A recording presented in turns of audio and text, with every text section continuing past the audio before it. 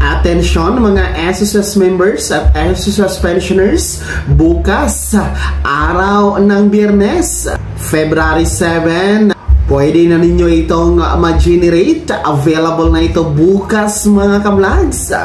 Pag-uusapan natin sa video na ito. Hold up.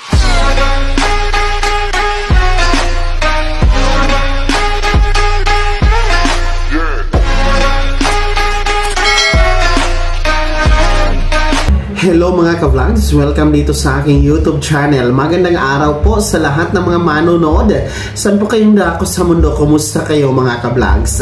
Eto na ha mga miyembro at pensyonado ni SSS. Alam nyo ba bukas na po, araw ng Biyernes, February 7. Pwede na kayo maka-generate po. Pwede na ninyo itong makukuha. Pag-uusapan natin mamaya-maya. Pero bago ang lahat, kung bago ka pa lang dito sa aking YouTube channel, o di kaya hindi ka pa nakasubscribe, i-click nyo muna ang ating subscribe button na nasa baba. Huwag nyo kalimutan na pindutin ang notification bell. Ilagay nyo po sa all para naman updated kayo sa lahat ng mga videos na aking i-upload. So eto na, mabilisan lang tayo mga miyembro at pensyonado ng SSS sapagkat bukas po, February 7, araw ng Biyernes, ay available na po ang payment reference number or PRN. Pwede na ito ma-generate mga ka-vlogs. Kaya nyo pong naalala, isang SSS circular po ang inilabas tungkol dito sa pag-generate ng PRN or payment reference number tuwing ikapitong araw ng buwan. So every 7th day of the month ay available po, pwedeng ma-generate at pwedeng makuha ang payment reference number. So punta lamang po kayo sa inyong my.sss account. Punta kayo sa services or service na tab at hanapin nyo po yung generate PRN. So ano po ba itong payment reference number? Saan ito ginagamit?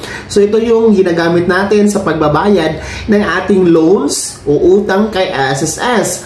Gaya ng restructured loan, calamity loan, salary loan, pension loan, emergency loan. So kung kayo po ay magbabayad ng inyong loan kay SSS, kailangan po mag-generate muna kayo ng payment reference number or PRN. So ang PRN number or payment reference number, yan po ang ipapakita ninyo sa mga payment outlet partners na accredited po ni SSS. So bago kayo magbayad, hahanapan kayo niya ng cashiers. O di kaya po hinahanap din po yan kapag sa mga tailor po kayo, mga counters ng SSS branch, hanapan din po kayo ng mga cashiers, no, ng payment reference number ninyo. So ganun kahalaga ang pag-generate po ng payment reference number or PRN tuwing ika-7th day of the month mga ka-vlogs.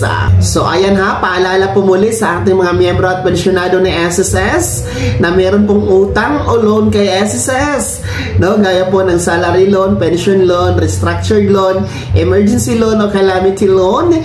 Bukas po, araw ng Biyernes, February 7, ay available po ang PRN or payment reference number sa inyong my.sss account.